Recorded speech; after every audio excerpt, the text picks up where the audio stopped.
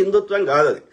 అది విదేశీ ఆర్య బ్రాహ్మణుల యొక్క సనాతన అధర్మము, లేదా బ్రాహ్మణిజము, లేదా మనువాదం. దానికి మూలవాసులు మొక్కునే హిందుత్వానికి ఎలాంటి సంబంధం లేదు.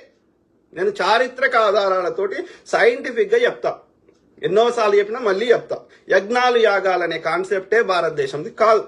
గుర్రాలనే కాన్సెప్టే మన భారతదేశంది కాదు. ఇనుప మణిముట్లు భారతదేశంలో లేనే లేవు. ఆవులు మొక్కునే కల్చరు ఈ మన భారతదేశంది కానే కాదు. ఇవన్నీ మీరు పర్షియా దేశంకు వండి. పర్షియా అంటే ఇప్పుడు ఒక ఇరానే కాదు, ఇరాను, ఈ యొక్క ఇరాన్ పైన ఉన్న ప్రాంతాలు, ఇలా కజకిస్తాను, తజికిస్తాను, ఉజ్బెకిస్తాను, ఇవన్నీ ప్రాంతాలు, అక్కడ టర్కీ నుంచి మొదలు పెడితే ఇక్కడ మంగోలియా దాకా అక్కడ పర్షియా రాజ్యం విస్తరించి ఉండే ఆ రోజులలో. అర్థమైందా? సో గుర్రాన్ని ఎక్కడ మొక్కుతారు, ఎక్కడ గుర్ర మాంసం తింటారో కనుక్కోండి. మీరు రథాలు ఫస్ట్ ప్రపంచంలో ఎక్కడ వాడిరో కనుక్కోండి. రథాలు, గుర్రాలు మహాభారత యుద్ధాలు ఉండేవి. ఇవి ఎక్కడి